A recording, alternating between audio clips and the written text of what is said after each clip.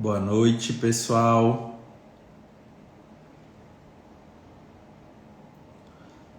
Boa noite, boa noite.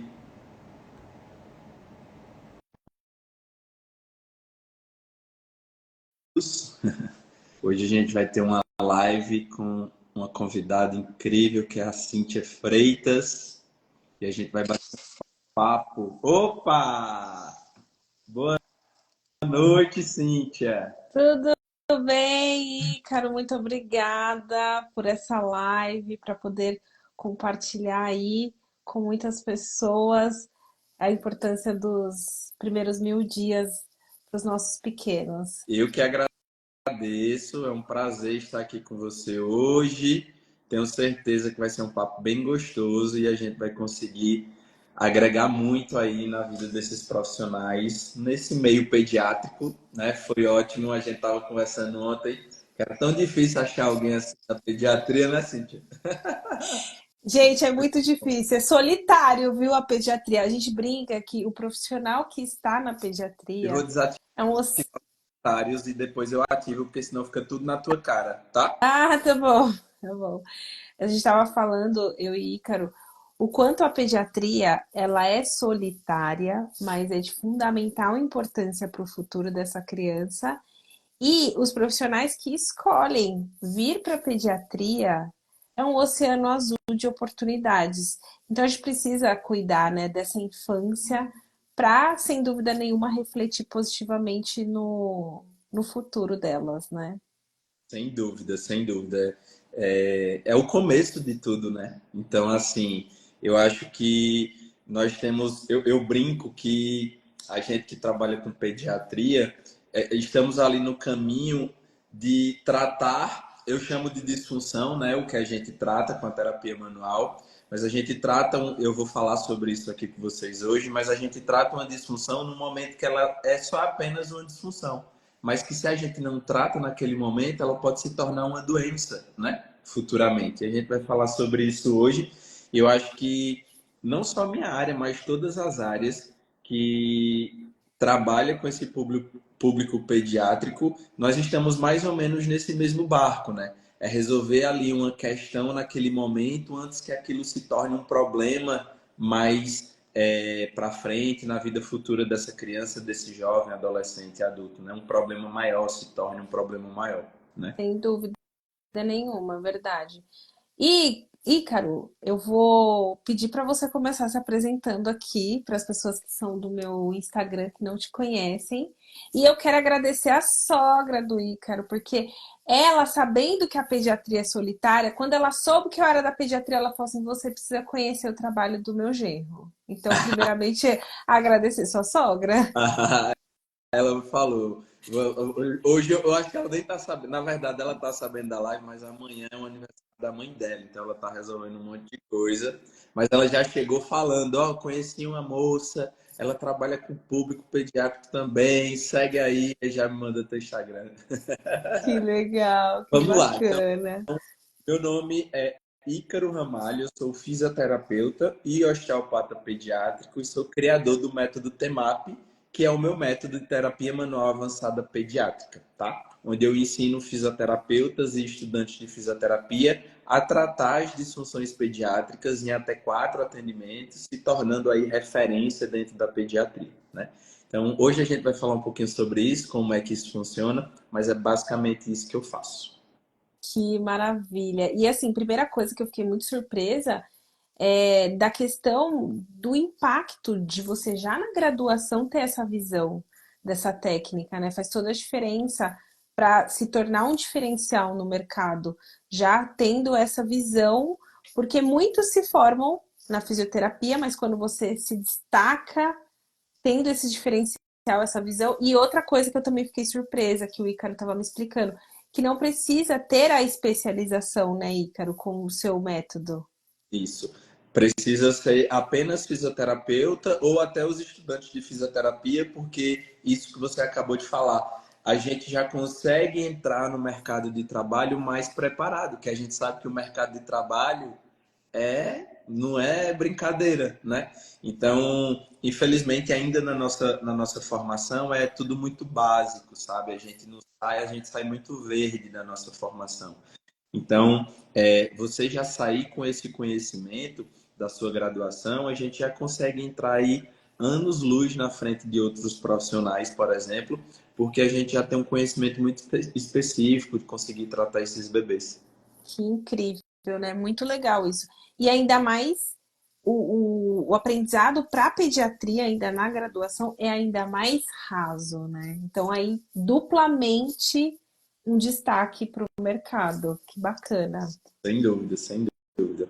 E é isso que você fala, eu sigo você, vejo teus vídeos, é um oceano azul, né? A pediatria é um oceano azul. É um público muito bom de se trabalhar, né? Muito. E eu vou me apresentar aqui para quem é da página do Isso, Ícaro. Eu apresenta. sou a Cíntia Freitas e o mundo do Ícaro se conecta muito ao mundo que eu abordo. Primeiramente, por se falar em pediatria. E eu ensino enfermeiros e fisioterapeutas a conquistarem a liberdade financeira com o laser de baixa potência. E aí, eu e o Ícaro conversando, torcicolo congênito não é só a fotobiomodulação, que é o nome mais científico do laser, mas é a associação dos dois mundos. E eu falo que trabalhar com a fotobiomodulação é um universo muito incrível. Tendo esse diferencial também, sem dúvida nenhuma, você se torna um destaque no mercado. E para os alunos de Ícaro, a gente tem aí uma novidade por vir, mas que a fotobiomodulação também associa muito nos atendimentos, como alinhar fibras musculares, modular a inflamação. Então, sem dúvida nenhuma, auxilia. E aí, por isso, dessa live, para a gente realmente mostrar o poder da equipe multidisciplinar para os primeiros 1000 dias dessa criança. Exatamente.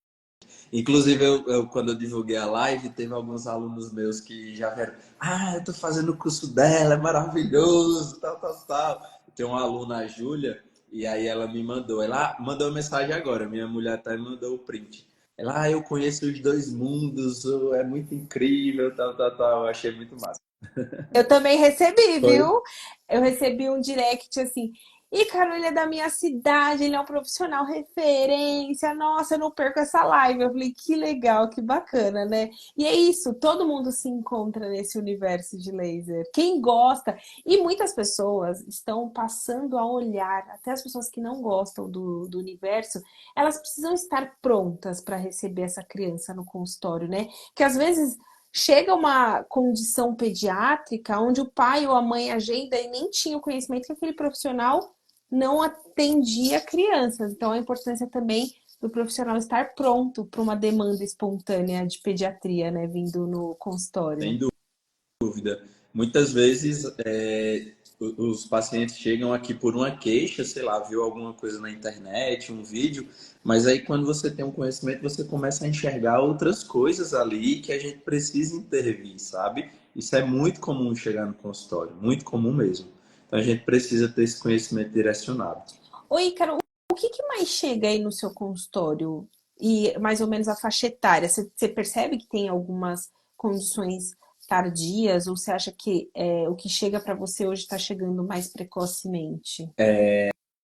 Então, basicamente hoje no meu consultório o que chega muito é torcicolo congênito, assimetria craniana, que é uma a gente de plagiocefalia posicional ou braquicefalia, que é uma consequência do torcicolo congênito, né? Então, o torcicolo ele vai limitar o movimento da cervical do bebê, ele tem limitação dessa rotação cervical e esse vício postural acaba amassando, digamos assim, a cabecinha do bebê, né? Porque nos primeiros meses de vida ela é muito maleável, precisa ser maleável para o desenvolvimento craniano, acompanhar o crescimento cerebral. E quando o bebê ele não tem essa variabilidade de postura, né, ela acaba crescendo assimétrica, né? Então isso é muito comum e o torcicolo congênito é muito comum também. Na minha realidade aqui do meu consultório, o que os pacientes eles chegam até cedo para mim, sabe? 1 mês, 2 meses, 3. é difícil chegar um paciente com torcicolo que vem depois de 6 meses, mas eu acredito muito que seja o trabalho na internet, sabe? Então, acaba que o público já fica mais educado, né? Então, as pessoas, graças a Deus, estão chegando cedo, o que nos ajuda no tratamento. Que bacana. Você sabe que eu tenho aí 16 anos na pediatria e antes eu via-se muito esperar. Não, vamos observar, vamos observar, vamos observar. E esse observar, olha o quanto de trabalho, né? Porque, por exemplo, quando você pega um paciente com um torcicolo congênito, que você começa a trabalhar com ele, eu acredito que até o seu acompanhamento é um pouco menor quando se deixa indo com a torcicolo sem intervenções precoces, né? Sem dúvida. E os estudos mostram isso, né? Eu publiquei esses dias um estudo falando sobre o prognóstico a partir da idade, né? Então, quando o bebê chega recém-nascido para a gente, o tratamento, em média, é um prognóstico positivo de 98%. Se bebê com 3 meses, isso cai para 80%. Bebê mais de 6 meses, cai para menos de 50%. Então, à medida que esse bebê vai demorando a iniciar o tratamento, o prognóstico dentro desse mundo da terapia manual ele vai diminuindo, né? Então, a chance desse bebê conseguir ficar 100% desse torcicolo vai diminuindo, né? Então, é muito importante. Então, essa história de esperar dentro da pediatria, a gente não pode engolir mais. E a gente sabe que a grande maioria das orientações, infelizmente, ainda é essa, né? Não, vamos ver, mês que vem a gente vê, mês que vem, e vai se passando. E é muito engraçado porque muitas vezes os pais chegam relatando isso na consulta mensal com o profissional que acompanha as famílias, né? Ah, não, ele só gosta de dormir desse lado, ele só mama em um peito. Não, é assim mesmo, estimula por outro lado que vai melhorar. Ah, eu comecei a enxergar uma cabecinha torta. Não, é assim mesmo, bota para dormir do outro lado. Quando começar a sentar, melhora. E aí as famílias chegam com 4, 5 meses aqui no consultório às vezes, e a gente já perdeu uma janela muito grande de tratamento, infelizmente. E, Caro, isso impacta no desenvolvimento da criança futuros, essa não intervenção? Sem dúvida, certo? O torcicolo congênito, por exemplo, ele tem uma série de consequências que podem afetar a vida futura desse bebê e desse adulto. Por exemplo, o atraso do desenvolvimento motor. Então, é um bebê. O torcicolo congênito, a gente entende que ele não é uma disfunção apenas na região lá do ECOM, mas pode existir outras disfunções no corpo que estão associadas. Então, como o bebê, por exemplo, vai ter uma limitação de rotação, esse bebê ele vai experimentar, digamos que só um hemisfério do corpo dele. Então ele não enxerga o outro lado.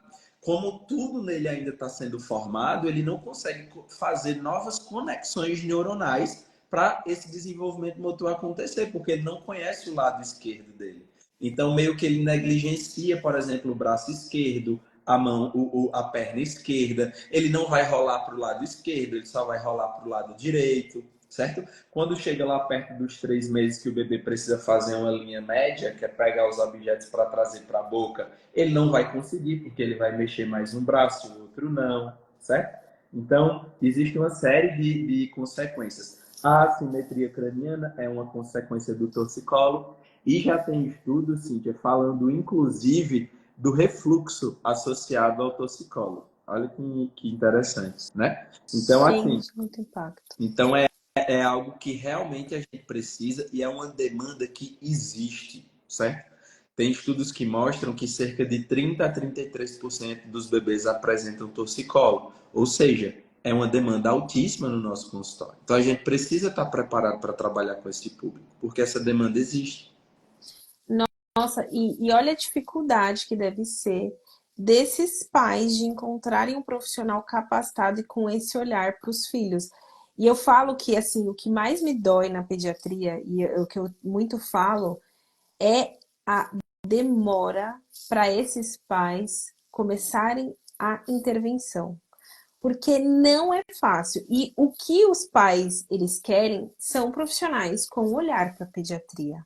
Por mais que você não tenha ainda esse olhar, é importante desenvolver, porque eu sempre falo, né? Ninguém, a maioria das pessoas quando ela vai em busca de algum atendimento, ela vai em busca de um atendimento geral, mas depois logo ela quer um atendimento especializado. Lógico, assim, que importantíssimo o generalista, mas quem tem esse olhar personalizado, quem escolhe o nicho da pediatria, sem dúvida nenhuma, alcança muito mais pacientes e tem benefícios na carreira, reconhecimento. Esse paciente, por exemplo, ele fica um certo tempo com você, não é mesmo? Sem dúvida. Então, e, Trata e esse paciente cansa e não encontra um profissional capacitado e resolutivo, né? exatamente. Então, é algo que, assim, a gente precisa ter esse olhar, né? Porque esse mundo existe, é muito bom, assim, para nós profissionais. E são pacientes que precisam ser tratados e ainda não existem profissionais qualificados, né? Essa é a realidade.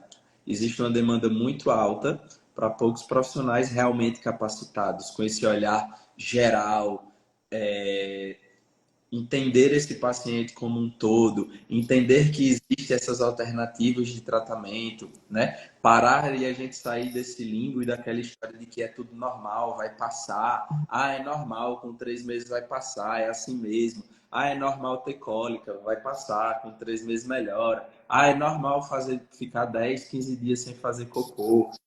A gente precisa entender, eu tenho um mantra, meus alunos sabem, que é o seguinte: comum é diferente de normal. Certo? Comum porque existe uma demanda muito grande, tem muito paciente que apresenta essa mesma condição, mas não é normal. Porque se fosse normal, era para 100% dos bebês apresentarem a mesma condição. Porque tem alguns que apresentam e outros não, né? Então, a gente começa a ter essa linha de raciocínio e ser mais crítico com as coisas, né? Então, quando a gente começa a ter esse olhar e a gente mostra isso para as famílias, é muito bom, é todo sentido na cabeça dos pais. E aí a gente vai ganhando a confiança, né, dessas famílias. E você sabe que eu também sou consultora de amamentação. Hoje eu me dedico exclusivamente pro laser na pediatria. Mas o quanto o torcicolo congênito, ele afeta o contexto familiar. A mulher que fica amamentando em um único seio, a dor que ela tem na outra mama, porque ela não consegue amamentar, com o tempo vai regular, mas é um impacto muito negativo. E em uma das minhas consultorias de amamentação, eu sempre falo que o poder da equipe multidisciplinar, né? E tinha uma físio já atuando na criança, mas ainda assim a criança estava com a dificuldade de amamentar. Eu fui, avaliei a mãe, avaliei a mamada e fiz o laser nos pontos da torcicolo. E associando a fotobiomodulação mais o atendimento de físio, o paciente ele se recuperou muito mais rápido, a criança, o bebê, né, na época. Eu acho que ele tinha 1 mês de vida. Mas ainda assim é algo que é prolongado, mas que você diminui os impactos futuros para essa criança. E eu lembro que nesse caso, em uma única sessão, a mãe já percebeu um aumento da rotação do crânio. Então, o que o laser ele entra nessa criança? Ele vai modular a inflamação, ele vai melhorar a circulação de sangue ali no local, ele vai também alinhar as fibras musculares, mas sozinho ele vai fazer? Ele vai dar a melhora para esse paciente? Não. Então, eu acredito fortemente no poder da equipe multidisciplinar. E eu digo mais, o fisioterapeuta que ele agrega o atendimento que você ensina, mais o laser, ele leva um atendimento de muita qualidade e ele consegue precificar, porque a família ela vai resolver tudo em um único lugar. Por exemplo, se essa físio ela tivesse o olhar para o laser a mais do que ela já estava fazendo, a mãe não precisaria de mais um profissional no cuidado. Ela conseguiria resolver tudo ali em um único local. Então, eu acho que é incrível. E a visão ampliada de não acreditar que é só o laser, que é o conjunto, é a fisioterapia mais o laser, que só o laser não vai se ter resultado para essa criança. Sem dúvida. E assim, você falando aí de amamentação, esse o torcicolo congênito, por exemplo, é uma das principais causas para o desmame precoce, né? Cerca de 40% dos bebês que têm torcicolo, a mãe não consegue levar essa amamentação por mais de 4 meses, certo? Por quê? Porque o bebê ele não consegue mamar em um dos peitos porque é desconfortável, ele sente dor, a mãe vai sentir dor, né? Tudo isso que você falou. Então, assim, até para quem é enfermeira mesmo, né? Nem sendo fisioterapeuta, mas imagina você, essa mãe te chama lá para você fazer um atendimento com laser e tal, e você deveria ter esse olhar, porque você fala, não, se esse bebê está com essa dificuldade, então talvez tenha um torcicolo aqui, porque faz parte, né, de uma alteração da amamentação. Não, então vamos aqui, vou iniciar o trabalho, chama uma físio, vamos ver aqui para resolver esse problema, né? Então, a gente precisa ter esse conhecimento, né? Então, o conhecimento é libertador e é isso que você falou, a gente é mais assertivo no nosso tratamento, a gente consegue precificar melhor o nosso atendimento e aí ter, né, liberdade financeira, enfim, ser bem remunerado e feliz na nossa profissão que a gente merece, né? Sim, não, e uma coisa que você trouxe é muito real, porque igual nessa situação, eu cheguei e já tinha o diagnóstico, mas da importância do inverso, né? Do profissional ter essa visão e encaminhar. E aí, já entrando em um outro caso, às vezes se indica uma frenectomia ao invés de uma avaliação de um ósteo, porque às vezes não é um processo que poderia ser evitado. Então, existem situações que vão precisar ir para frenectomia? Sim. Mas por que não tentar as alternativas menos invasivas? E pensando aqui no nosso tema de live, que são os primeiros 1000 dias, que vem desde a gestação. A posição que essa criança estava no ventre, colher uma boa anamnese. E quando você faz isso, você fala: epa, essa criança era um bebê que ele não era cefálico, então, o pélvico. Então, esse bebê eu preciso, de repente, primeiro encaminhar ele para ósteo.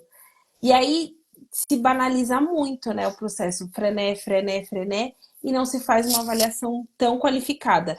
Vai ter pacientes, bebês que passaram pela ósteo e não deixaram de ir para a frenectomia. Tem também, claro, graus de língua, né? Mas por que não tentar os processos menos invasivos, né?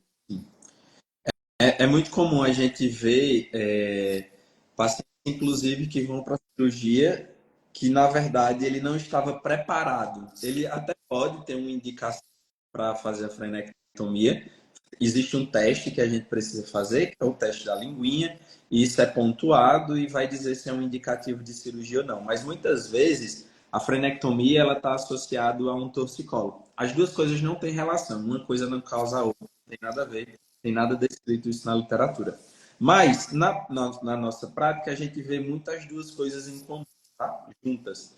Então, se esse bebê ele apresenta todas essas limitações, essas disfunções de mobilidade no corpo, então, por exemplo, uma base de crânio, uma mobilidade dessa região aqui alterada, esse paciente ele está com vício de inclinação, tem uma limitação de rotação, tem uma cintura escapular. Agora mesmo, meu último paciente era uma bebê que tem muito refluxo, mas ela tem um torcicolo e a cervical dela é completamente enterrada. Então a gente precisa entender um pouco de como é que funciona esse corpo. Ela pode ter esse freio curto, beleza, mas a gente precisa primeiro tratar tudo isso, soltar essa cervical, liberar essa mobilidade de cintura escapular, dar mobilidade para essa base de crânio, ver como é que ela fica na amamentação, né? Caso ela tivesse um problema ali de amamentação. Beleza, tá soltinha, bora para a cirurgia. Por quê? É muito comum chegar aqui no nosso consultório bebê que estava mamando, mesmo com alteração da língua, mas ele tinha um torcicolo, e aí foi para a cirurgia e a mãe perde essa amamentação. Por quê? Porque a cirurgia é um estresse a mais para o bebê, certo? É um estresse que muitas vezes é necessário, mas que precisa ser indicado no momento correto para o bebê, certo? Então, a gente precisa ter esse olhar sobre essas disfunções. É isso que a gente trata com a terapia manual avançada pediátrica. É isso que eu ensino os fisioterapeutas a fazer. Ter esse olhar, né? Entender sobre isso, tratar essas disfunções. E aí entra esse trabalho em conjunto. Só a terapia manual não resolve, mas se esse bebê precisar de uma frenectomia, o laser vai aí ajudar nesse pós-operatório, essa cicatrização de uma forma melhor, controlar essa inflamação, enfim, né? Todos os efeitos aí que tem do laser. Mas a gente precisa ter esse conhecimento e a gente precisa entender que dentro da pediatria, gente, é uma área que a gente não trabalha só. A gente não trabalha só. Precisa ter esse olhar multidisciplinar. E aí, já falando nessa questão desses primeiros 1.000 dias, todo mundo sabe da importância da amamentação, né? Por pelo menos os 6 primeiros meses. E eu falei para vocês que um torcicolo congênito, ele altera, antecipa esse desmame precoce. Então, os estudos já mostram que a mãe não consegue chegar nem a 4 meses de amamentação, Olha o né? impacto, Então, né? olha o impacto na vida desse ser humano, né? Desse ser humano. Eu publiquei, tem um tempo atrás, tem estudos falando, Cíntia, sobre a amamentação, inclusive diminuir casos de leucemia. Leucemia na criança, aquela leucemia que, né, teoricamente tem uma incidência até grande, né? Então, olha o poder de uma avaliação bem feita, de um profissional e de uma equipe, né, que trabalha em conjunto, né? Porque um profissional só não consegue resolver tudo. Não, e fora que o impacto na saúde da criança e na saúde emocional da mulher e também para a saúde física dessa mulher, né? O quanto importante é a amamentação para ela. E nós que trabalhamos com a pediatria, nós trabalhamos com um sonho. Aquela criança foi muito desejada, aquela amamentação por muitas vezes foi muito desejada. E aí, uma ordem de uma intervenção não tão adequada ou a não avaliar, ou vamos aguardar, independente, né, do que tenha sido, impacta na vida dos dois seres. Eu como consultora, eu vejo quantos desafios se tem nessa amamentação, até de crianças sem torcicolo, sem o freno alterado, e já é um desafio, e a mulher se coloca na posição o que eu estou fazendo de errado, em um momento que ela também está tão fragilizada. E aí, do diferencial de ter esse profissional que olhe para essa família, que tenha um olhar integral, que saiba que realmente na pediatria a gente não faz nada absolutamente sozinho. Quando a gente tem o olhar, o foco no paciente, a gente não tem o ego e o paciente ganha. Eu não sei mais o que fazer com essa situação. Eu vou precisar pedir ajuda. Eu tenho minhas limitações profissionais. E aí, no final das contas, quem ganha é o nosso paciente e o futuro dele. Sem dúvida. Eu gosto até de falar que tem-se muito esse medo assim dentro do mercado de trabalho de indicar, né? Assim, encaminhar para um paciente. Mas, gente, uma mãe que está desesperada para ajudar o filho, chegou no seu consultório, você viu a sua limitação profissional, saiu da você sabe do profissional que pode ajudar, e você indicar para o profissional correto, essa mãe chegar lá e essa pessoa resolver o problema, tenha certeza que ela vai lembrar de você, que encaminhou para o profissional correto, Sem certo? dúvida. Vai ter essa lembrança de você. Isso acontece muito com tem um pediatra que a gente trabalha muito em conjunto, ele faz emergência no hospital, né? Da plantão. E aí, às vezes, chega famílias lá com, sei lá, o bebê tá com febre, tá crise respiratória. E nessa avaliação, que não tem nada a ver, teoricamente, mas ele olha o bebê como um todo, ele identifica um torcicolo. E aí ele encaminha para mim. E aí a gente trata, teve um certo paciente que ele me encaminhou, o paciente tinha um torcicolo enorme, eu não sei como é que os profissionais deixaram aquilo passar, mas a criança era assim o tempo todo. E a gente tratou, deu tudo certo. E a mãe fala, meu Deus, graças a Deus, Paulinho foi, né, o profissional, indicou, tal, tal, tal. Ela ficou super agradecida ao profissional que indicou, certo? Então, é essa questão do ego, né? A gente não trabalha só e tenha certeza que só quem ganha é o nosso paciente. Nossa, verdade, faz muito sentido isso, né? e fazer sem pensar em receber. Existe muito isso que você disse, das pessoas acharem que tem concorrência, mas não existe concorrência. Se eu não sou capaz de resolver o problema do meu paciente, eu faço indicações. E não tem problema, né? Que ele ganhando é o que importa. E eu não tinha pensado realmente no impacto da lembrança, do quanto a gente vai marcar a vida desse nosso paciente positivamente. Mesmo que eu não sou a solução, mas eu sou o instrumento utilizado para encaminhar, né? A ponte, exatamente. É, que incrível, que incrível. E o que mais que aparece aí no seu consultório, Ícaro? Que você acha que impacta aí nos 1000 dias? Vamos lá. Tem o toscolo que eu falei, a simetria craniana, refluxo, tem muito. É, disquesia, cólica, disquesia é aquela dificuldade, né, do bebê evacuar. Cólica tem bastante também. Alteração de sono, irritabilidade do bebê, né? O bebê não chora, chora muito tempo, não dorme bem, irritado, né? Então, essas disfunções de mobilidade tecidual, que é o que a gente trata, ela acaba irritando o sistema nervoso do bebê. Então, vai ser uma criança, vai ser um bebê que não dorme bem, vai ser um bebê que não mama bem, não fica tranquilo, né? Aquele velho ditado, ele é irritado, ele está com cólica, porque tudo é cólica, né? Também.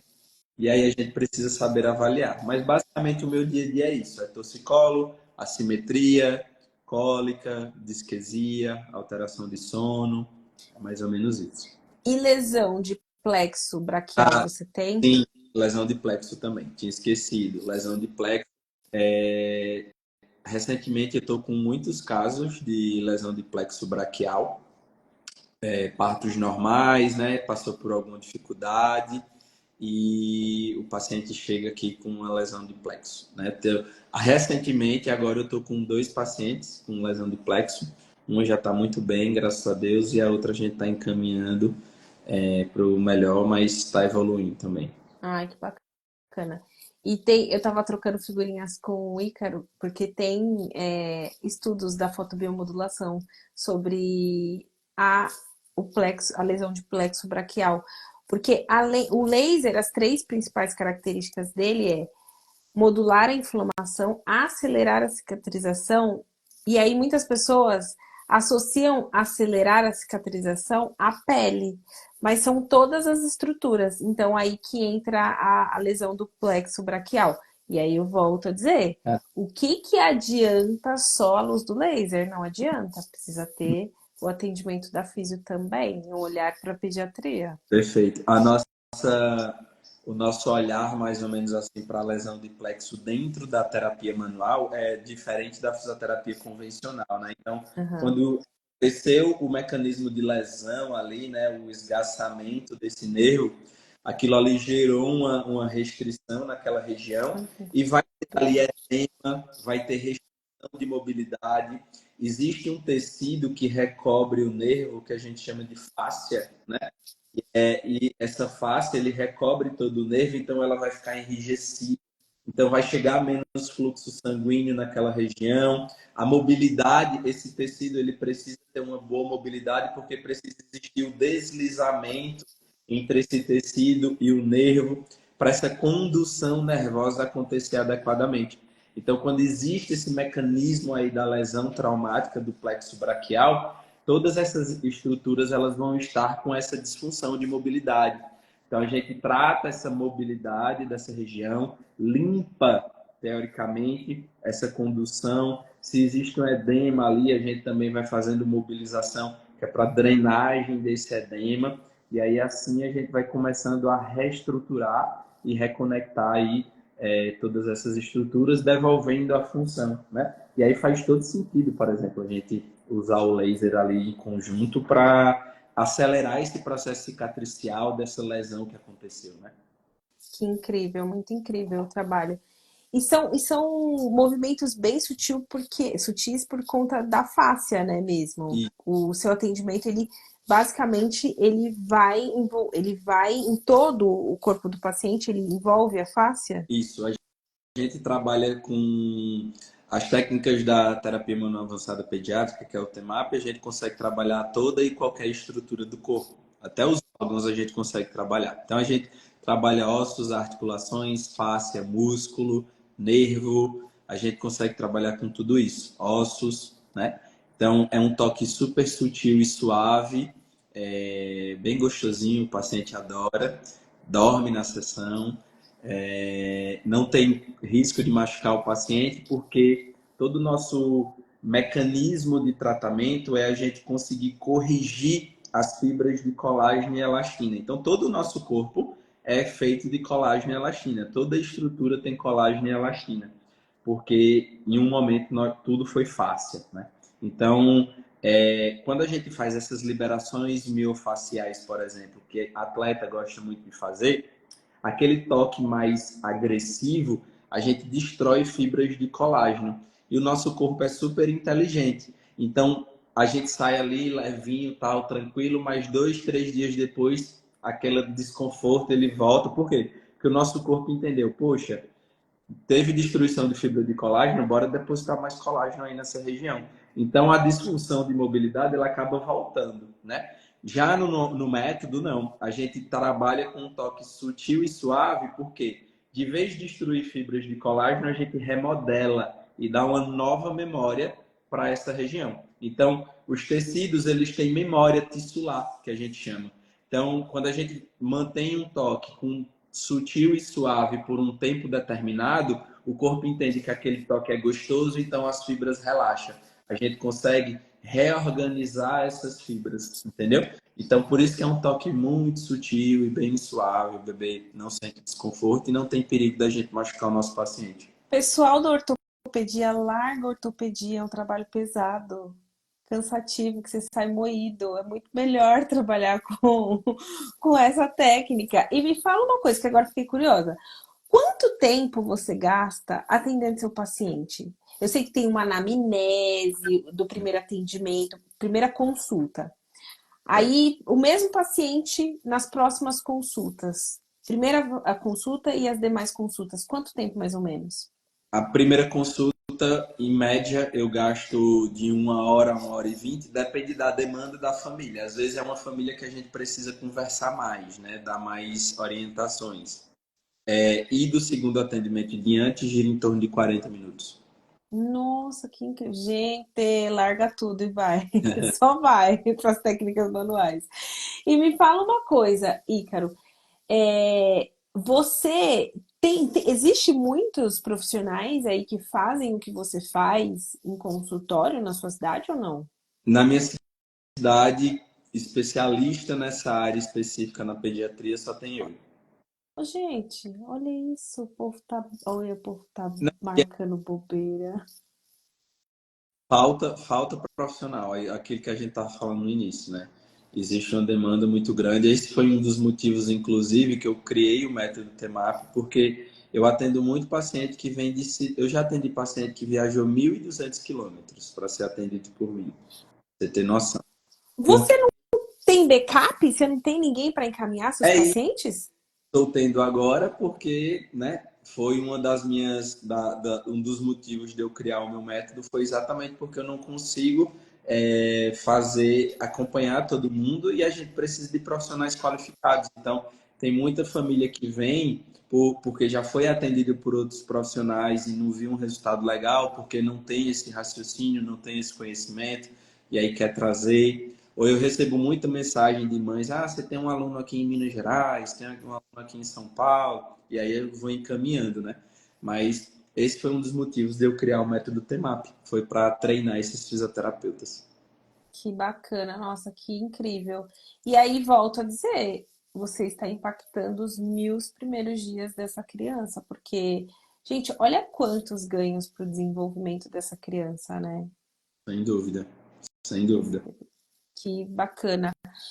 E você, nessas questões de, você até trouxe de irritabilidade, alteração do sono, você tem percebido uma demanda de pacientes ainda que são sugestivos de diagnóstico de TEA ou e aí que se acaba encaminhando ou ainda não? Não chega para você? Eu tenho sim alguns pacientes que têm TEA.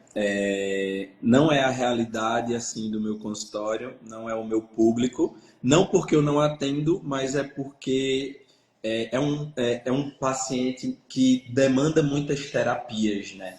Então, às vezes fica mais complicado para a família incluir mais uma terapia, sendo que é fantástico o bebê. Eu vou falar sobre minha visão, como é que a gente pode ajudar no TEA, mas não é minha realidade ainda. É assim, com essa demanda, mas eu tenho sim muitos pacientes com TEA e os resultados são incríveis. Eu vou explicar para vocês como é que a gente trabalha com esse público e como é essencial, né, a gente trabalhar com esse público. E aí eu vi que você também tem resultado muito bom com laser nesse tipo de paciente, né? Tenho.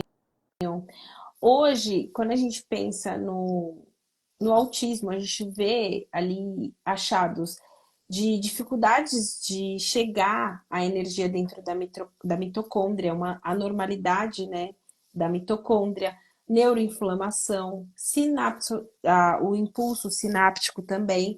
E o cérebro está conectado com o intestino. Então, nós temos que cuidar do paciente amplamente, de uma forma integral. E aí existe a aplicação do laser de forma sistêmica para modular essa inflamação e hoje também está crescendo aplicações transcraniana, que também é para neuromodulação.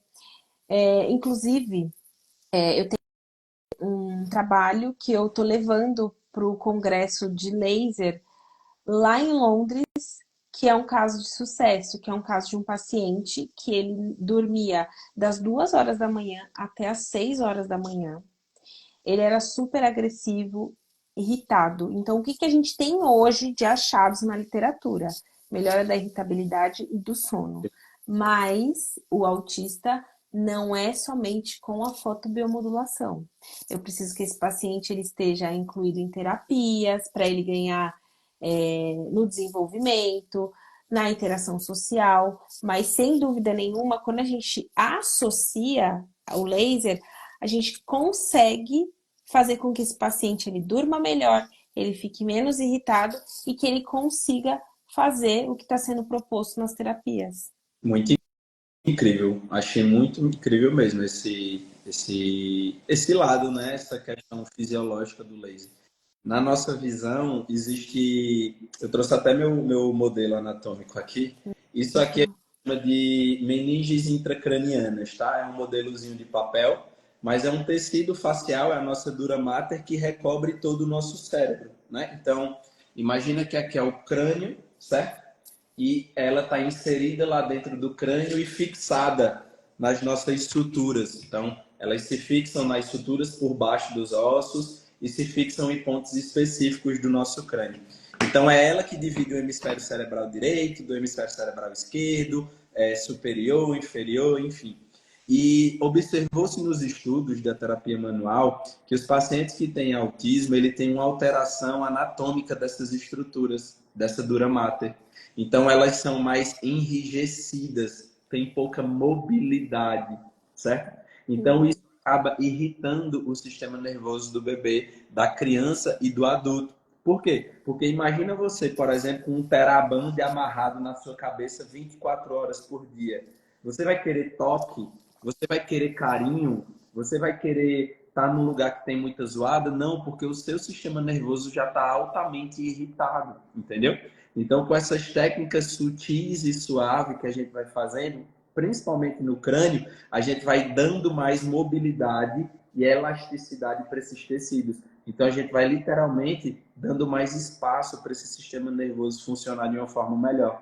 E aí as estereotipias diminuem, esse bebê dorme mais, essa criança dorme mais, aceita o toque. Eu tenho um paciente, por exemplo, que não penteava o cabelo, porque não deixava a mãe lavar o cabelo, pentear o cabelo, e depois começou a pentear o cabelo, começou a se alimentar melhor, ficou mais sociável, né? Então, o nosso sistema nervoso é o que manda em tudo.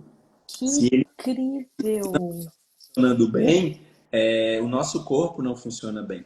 Então, quando a gente trabalha esses tecidos envolve o nosso sistema nervoso, a gente dá essa capacidade para ele funcionar da melhor forma possível. E aí você falando da transcraniana, eu tenho certeza que o laser ele também tem essa capacidade de aumentar o fluxo ali daquela região, provavelmente também dá mais mobilidade para essas estruturas, né? Sim, sim, melhora o fluxo sanguíneo. Nossa, que incrível.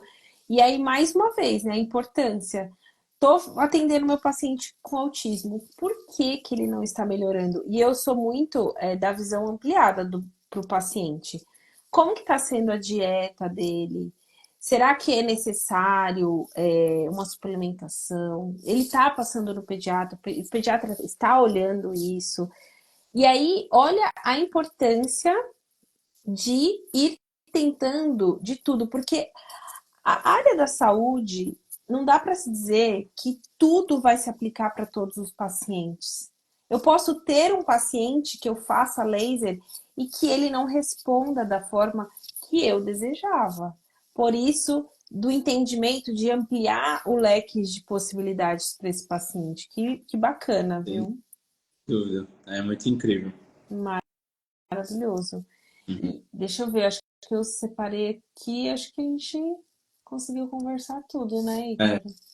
muita coisa. Gente, maravilhoso, maravilhoso. E muito bom, muito obrigada pelo convite, muito obrigada por aceitar. E eu acho que é sobre isso, é sobre a pediatria se unir cada vez mais para fortalecer o foco do paciente. Fico muito Eu já feliz. tive feedback aqui do laser que eu vou fazer o curso da Cíntia, tá? Para começar a aplicar aqui no escritório. Não, você pode ter certeza. Vamos lá, eu vou te E auxiliar. vai ter novidade aí, né, Cíntia, para os nossos alunos. Vai ter novidade para os dois lados, minha gente. Logo a gente vem com. Não vamos dar spoilers agora, mas novidades boas aí. Vamos conversar e depois a gente fala para o pessoal as novidades. Porque é sobre isso, é sobre sempre levar o melhor para nossa prática Sem clínica, né? dúvida. Tem que agregar. Sem dúvida. Muito obrigada, Ícaro. Eu que Me agradeço, marca aí nessa live. vou marcar. Eu que agradeço, Cíntia, foi um prazer e estou super feliz de ter te conhecido e ter encontrado alguém assim da pediatria e como nosso trabalho casou junto, né? Muito bom. Casou muito bem, também fico muito feliz mesmo. Ícaro, antes de encerrar, quando que você abre a próxima turma? Vai ser agora no segundo semestre. A gente não está com data definida ainda, mas vai ser em meados de julho, metade de julho, certo? Mas em breve eu aviso para vocês. E você, tu E tá com uma aberta? não, eu encerrei a turma nós fizemos uma reabertura ontem, então encerramos, ele tem mais ou menos uma semana. Ah, Ainda sem previsões para a próxima turma, lista de espera. pois simbora. Então a gente vai conversando aí. Vamos, obrigada, Tchau, viu? Tchau, gente. Muito boa tchau, noite para quem está aqui conosco. Um abraço. tchau, tchau.